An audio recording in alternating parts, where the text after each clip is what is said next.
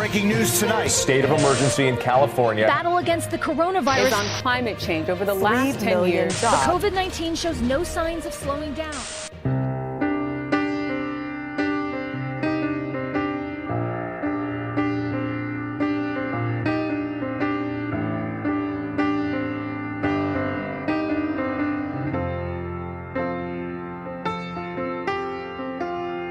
One down, two to go. I never thought I could feel this low. It's hard to understand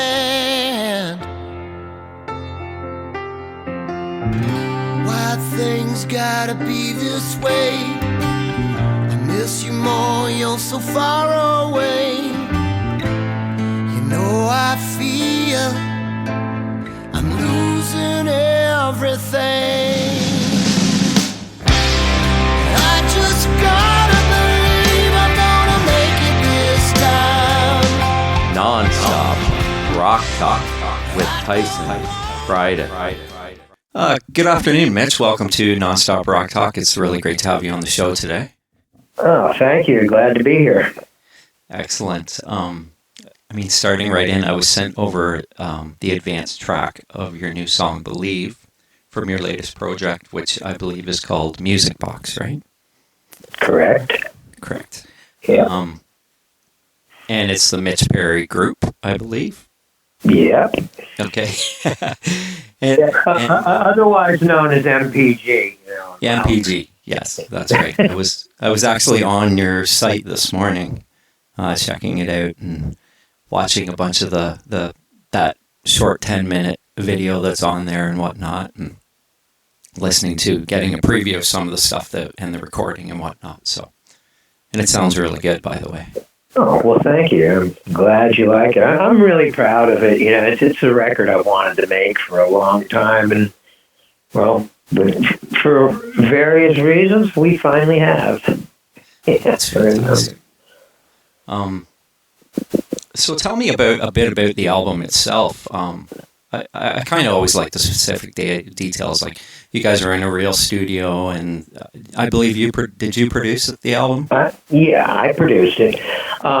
We recorded it, and one of the things that is, I think, come out of the Pro Tools age is it's so hard to fight the temptation to make your things bigger and perfect and more bigger and more perfect, and you're just, the sky's the limit. It's easy to do all that stuff, and you can have anyone record from anywhere. Everyone knows how it works. But the thing is, what you're losing out of that is the whole magic of when people play together. And so when I went to make this record, I was determined that, one, the basic tracks would remain the basic tracks. In other words, there was no recording the drums and then layering everything over it. What the band played on the basic track is what we added stuff to, but the basic track is the basic track, and we didn't use a click. And so, we're not trying to line anything up to a grid or make it perfect or quantize it. We made our decisions based on how it felt. And hopefully that will separate us from a lot of the other records that are made right now, because while they're great, I lose something in things that are just so perfect these days. Right. Did you record on tape, or was it all digital? No, we did. We were planning on going to 2-inch, but when it came down to actually recording, we just went straight to the drive. Yeah. And tape is, I understand that tape is hard to get these days, and it's very expensive. Well, that wasn't really the reason. The reason was Tal Bergman, who plays drums on this record, has an incredible studio. And that's where we tracked everything. and we used what they had there. That makes sense. That makes total sense. I'm excited to hear the whole album because the stuff that I heard, and it's got that, you know, and you had mentioned it, going back to that old sound, that 70s, you know, that classic rock, bluesy type of thing, and I cannot wait to hear it. Ah, great. Well, you won't be disappointed. I mean, one of the things that was also important to me when we made the record is that all the tracks coexist with each other well, and all the tracks keep you into it and excited enough that you don't feel the need like you just heard the best song and you turn it off. It's one of those records you could put on the headphones and get lost in for 45 minutes. Yeah, and I'm excited for that. It's just and to me it seems like one of those like albums you want to listen to, like you're gonna sit down and you're gonna listen to it and you're gonna listen to it specifically and just, you know, focus on it. Where sometimes, you know, you get an album and you're like, it's kind of background noise and you're not really paying attention to it. You're hearing it, but you're not. And that's kind of what I get from what I've heard so far. Well, I'm totally happy that that's what you're getting, because that is totally what was intended. That's awesome. That's excellent. I mean, I heard a clip of "Still Miss You." That's a killer one. Yeah. And I was watching you play the solo, and you had mentioned that it was one of those ones you really had to work out before you recorded it. And as I'm listening to it, and I'm a guitar player myself, so I was watching intently, and there's a vibrato bend, and then there's that little scrape going into the note, and then you do this really cool run in it, and I was like, that is just it. It was just perfect. How long would you say it took you to actually work through that solo so that you got it to where you really wanted it to sound perfect? Oh, you know, I'll tell you, not really long to get it. It was more the composition of it, and I didn't work it out with the guitar in my hand. I worked it out. You know, I would sing the solo in my head, and when I got things that I liked, I would, you know, kind of put them down, and then I'd sing the solo in my head a little bit more, and I'd refine it. But I'd do it that way rather than just letting my fingers do it, because sometimes when you do solos like that, you have to really create a melody, and to do that properly, sometimes if you're just running the scales, you know, it becomes, again, a little generic, because you're just playing a scale. You don't find notes that are unique to that little spot, you know, and so that's why I kind of try and imagine it before I play it. And then when I play it, you know, I have a goal on, you know, a target I'm shooting at, so it's not that hard to hit. That's good. It blew me away. I listened to it and I was like, wow. It fit the song. It fit the song perfectly, what you did, and I was really paying attention to what you were doing. So to me, that says it's a good solo. You know, it's like sometimes you can play a solo and it's just a solo, right? But there's certain solos that you're just like, you remember every note, and you know you can almost sing them, right? Well, to me, you have to. I mean, it's funny. You know, I played with McAuley Schenker, and I mean, he was one of my two inspirations when I started playing guitar. So, you know, there's that. But of all the great, amazing stuff he's played, and there's a ton of it, you know what my favorite moment is? No. Only You Can Rock Me. Really? That is the epitome of what I think a guitar solo should do for a song. I mean, it takes the song at one level, and man, it's a nice staircase right up to another level. And that's what that song does perfectly. You hear the technique, you hear the style, you hear the sound, but you also hear a melody that you can sing. Yeah. And that makes it special. Yeah, and I totally agree with that. And there's various solos. I mean, I remember back in the day people talking about Mick Mars from Motley Crue. and they didn't put him in the class with other people, but now when I listen to it, you listen to certain solos and you can actually sing those melody parts that he's playing. So those are the solos that kind of stick out in my mind. Yeah, I mean, that is true. I'm thinking more, when I look for my guitar influences, it'd probably be more like Gary Moore. Mm-hmm. And I'm Always Gonna Love You. That is a great solo. I mean, that's, it does, it's melody and passion and everything. It doesn't just have to be simple, or simplistic. It can have technique and all, and that stuff, but it doesn't have to forget why it's there, which is to serve a song. Right. So going to the musicians on the album, you kind of went in a different direction where you have three singers, which I think is really cool, and I think it's amazing because it brings so much depth. Tell me about each singer and why it was the direction you went in.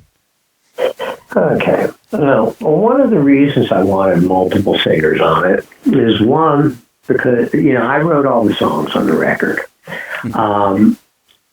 I knew how I wanted them sung, and I knew I needed, I knew I needed a couple of different types of voices, and I also figured since it's going to be the Mitch Perry project, it's silly to have one front man to focus on while I'm standing off to the side playing guitar.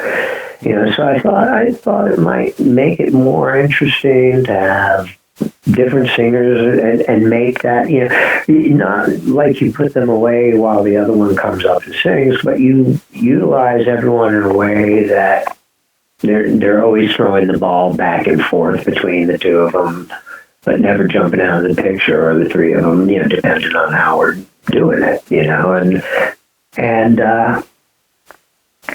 that's pretty much why I went that way, and when you hear the singers, I mean, all three of them are phenomenal in different ways. I mean, they're world-class singers, and it's pretty evident why I picked them. I mean, Keith England's voices and to me, he's as good as anybody singing that style of music.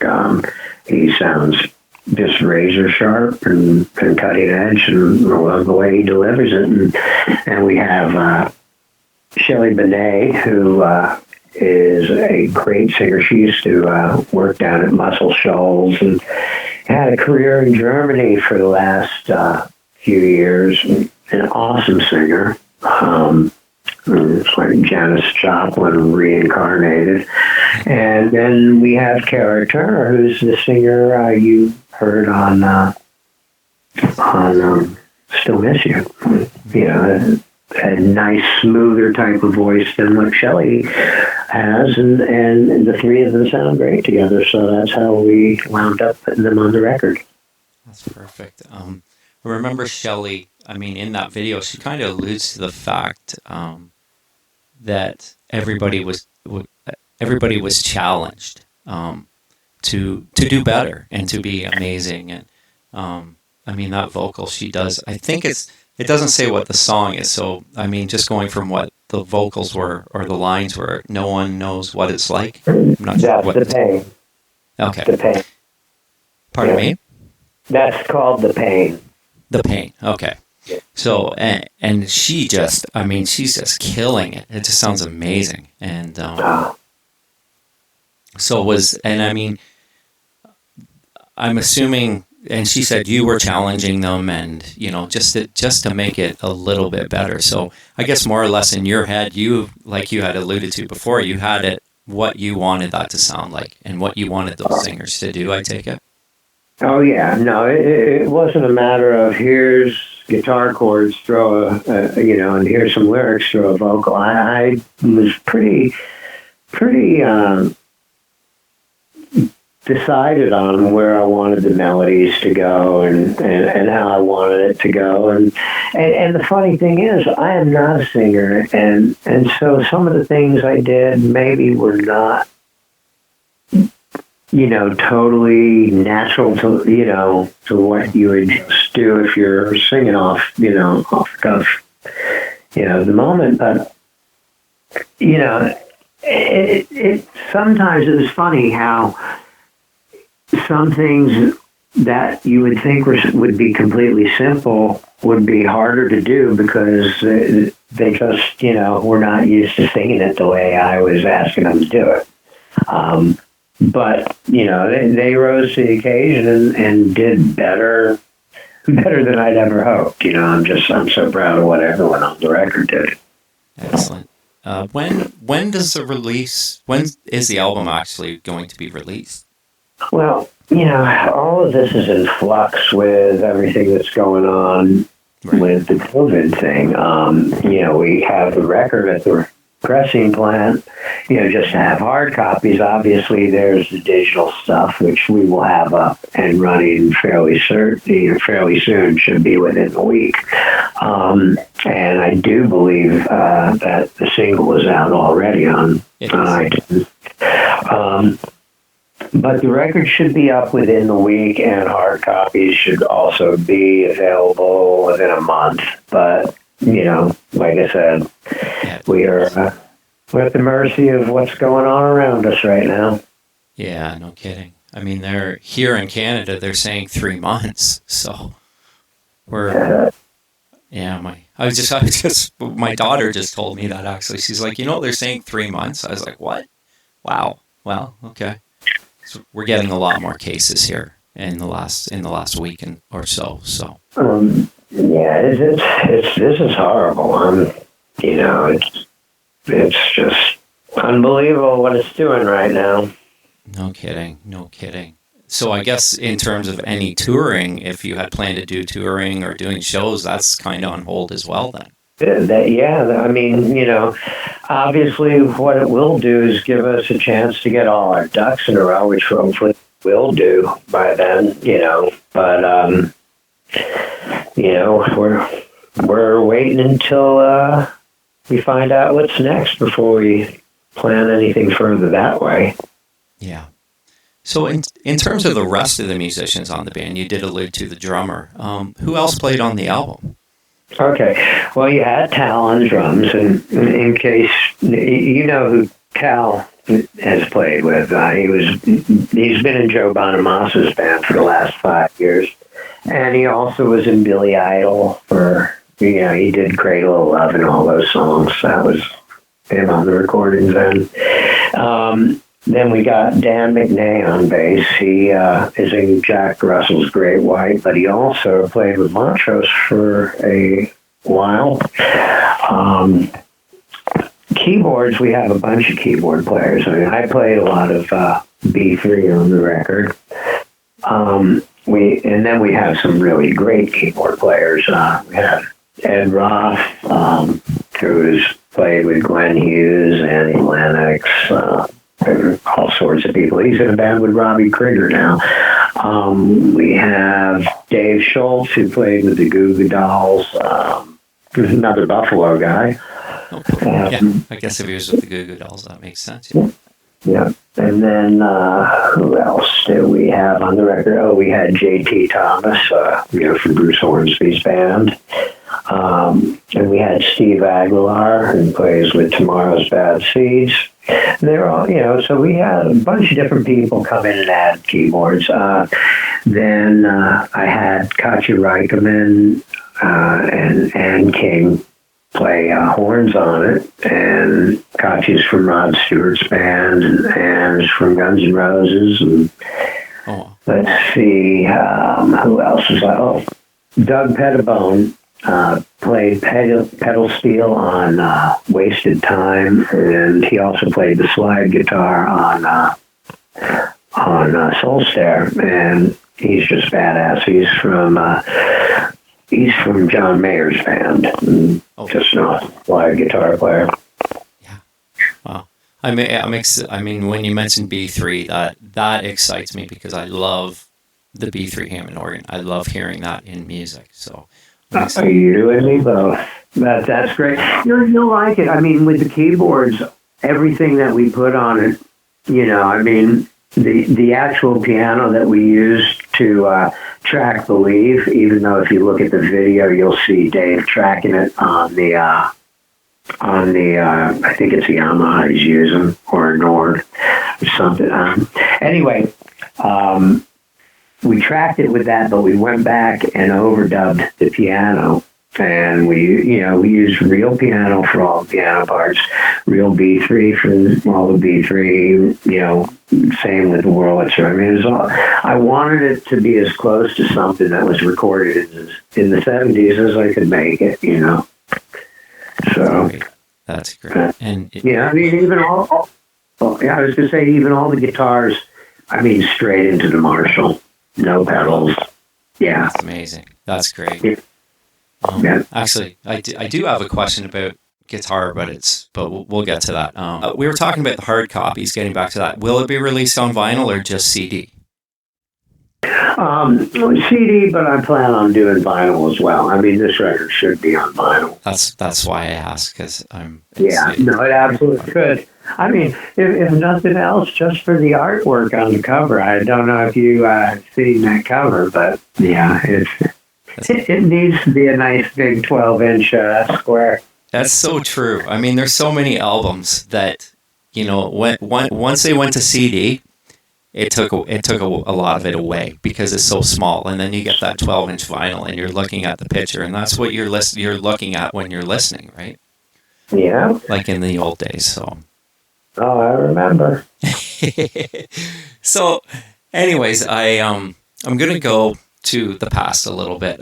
And you did mention MSG with McAuley Schenker. And yeah. I've just been curious about that, the Perfect Timing album. Did you play on the album? Did you actually get to play on the album? Yeah, well, this is a funny story. How this ended up happening. I had been managed by Lieber and Krebs at the time, and so was Michael.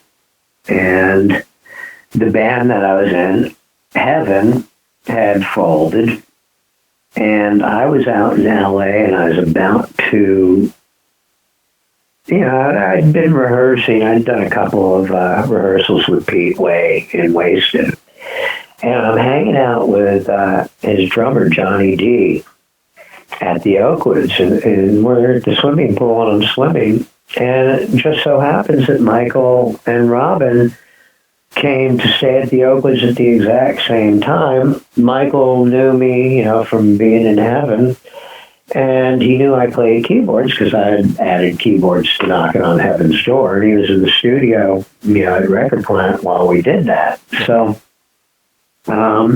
he came over to me and he asked if, I wanted to, that he mentioned they were looking for a new guitar player, keyboard player.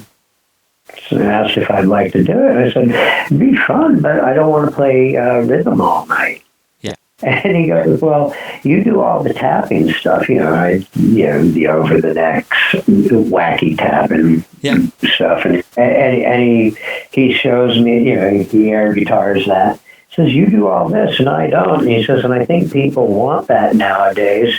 He says, if you play that way and don't sound like I do, maybe this could work. He goes, you want to try something on this album? I go, sure. Wow. He goes, well, what are you doing right now? I go, swimming. He goes, you have a guitar nearby? I go, it's right upstairs. I literally got out of the pool, got the guitar, and we went to the studio, and we walk in, and Robin's there, and Andy Johns is there, and Olaf Schroeder, who is the manager from Germany. He managed Michael, and he managed the Scorpions, and then Krebs managed them in America. But anyway, those three guys are sitting there, and none of them know me. Michael and I walk in, and Michael says, hi, everybody. Hey, this is Mitchell. He's going to try the guitar solo on Give Me Your Love. Wow. They all look at him like he's crazy and pull him into another room and disappear for about a half hour.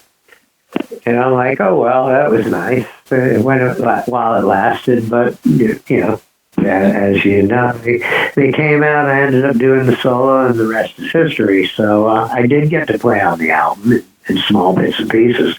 I ended up putting the solo on Give Me Your Love, and I also did some solo stuff at the top of Get Out. So I am on the album. And then, you know, we did all the touring that year, which was with Whitesnake, Rush, and Def Leppard. Wow. And we played Toronto. Our first show in North America was at Rock and Roll Heaven. Wow. Oh, that's cool. That's very cool. Yeah. So that was just you guys at Rock and Roll Heaven then? Yeah. Oh, it was. In fact, you can go onto YouTube. There's somebody who videotaped that whole show. Oh. It's on YouTube. I'll have to check it out. I have that album. I have that one on vinyl as well. I love that album. So, and awesome. Yeah, it's a great, fantastic album. And I think I have the CD too, and it's got the radio edits. It's a reissue from Japan. Anyway, so getting to, I guess it would be Badd Boyz, which I have that CD in my hand as well, which is... Oh, awesome. Yeah, and I believe I got this from Japan as well. It's on a very small label. And, and I have the Mitch Perry projects as well with, that has some of those same tracks on it, plus the stuff with Ralph fans on it. So tell me, in terms of Badd Boyz, you were signed to Pasha Records, I believe, which was Spencer Proffer's label, and I see the affiliation with Paul Shortino and him coming from Quiet Riot. What happened there? Okay, this is how it went down. I had left MSG, and I was looking to put together a band. I mean, I was touring with Cher at the time, and I was looking to put together a band, and one of the singers I really wanted to check out was Paul Shortino. And Paul had a band called Badd Boyz at the time. And it was with Sean McNabb, and God, I can't even remember who was drumming. James Kotek? And no, it wasn't Kotek. Kotek had been there, but somebody else was coming in. And then there was some other guitar player. I can't remember his name. Yeah, I think that might have been it. I'm just looking. But yeah, so I ended up joining the band, playing on the stuff we recorded at Pasha. That ended up morphing into just myself. The other guitar player moved on to something else, and the band kind of distanced itself from Pasha, and we just basically spent a year playing around and had those tracks laying around. They never got any kind of interest, but, you know, as you can hear, they're master quality and whatnot. Throughout that year, you know, obviously since nothing was really earth-shatteringly great happening, Paul kind of lost interest, and we felt that, and I had seen Ralph Sain sing. Yeah. And so that's why you see that album as the Mitch Perry Projects, which is the two bands. It was really the same band, but when we switched singers, we renamed it. And, you know, it's got Sean McNabb on, you know, both things, and myself on both things. And Ralph and Sean are the difference between Badd Boyz. And the drummer situation was, we switched drummers for Badd Boyz as well. We ended up getting Paul Monroe from XYZ instead of Rich Carlson, who was on the Badd Boyz stuff. Yeah, and it's interesting to hear Ralph way back then, because to be honest with you, his phrasing hasn't really changed that much. The way he sings, like, when you listen to Steel Panther. Oh, and for those that don't know, that's Michael Starr from Steel Panther that we're referring to. I listened to it, and the tracks that he sings on, especially the track "Witch Doctor," that's very Van Halen-ish, David Lee Roth type of thing. And so there, I mean, between the two different singers, between Paul and Ralph, I think with the Ralph stuff, it's a little bit more Van Halen oriented. Did you subconsciously want to change the sound a little bit, or that's just what kind of transpired? It just happened. It wasn't like, well, too, the Badd Boyz songs that you hear that I'm on there are 4 of them. And 3 of those kind of existed before I showed up. And did I make significant changes? Probably. But, still the style and the substance of the writing is slightly different. And then, you listen to Paul and Ralph, and there's no way they're going to sing the same song. They're just 2 wildly different singers. Yeah. Both phenomenally great, but, wildly different. Yeah, and I mean, I the one song, "Leave It to the Law," which is with Paul on, and that's on the Badd Boyz CD as well. That's a heavy song. Like, the guitar is heavy compared to, I think, anything he did in Rough Cut or Quiet Riot. It's a little bit more heavier edged, and I really dig that song. And it's I remember I tracked that song on the 6-string neck on a BC Rich double neck that I had at the time. Oh wow! Yeah, that's kind of cool. And it's funny too. I was listening to it this morning, and the lyric line, it said, "Billy, don't take that gun to school," and then I'm like, wow, that was like kind of way before, like Jeremy by Pearl Jam. Way before Billy took the gun to school. That's exactly. So I was like, whoa. I was just thinking, man, like everything that's happened in the world since then with, like school shootings and whatnot. And but then I read the rest of the lyrics, and it wasn't really alluded. It was saying that he was taking the gun to school, but it was for a different reason. It was an infidelity of a girlfriend, right? So it was pretty. Which in France makes that all right. Well, no, no. Don't they have a law that you can be innocent of murder if it's in crime of passion or something? If it's a crime of passion. I don't know. I heard that sometime. Maybe it was just a rumor.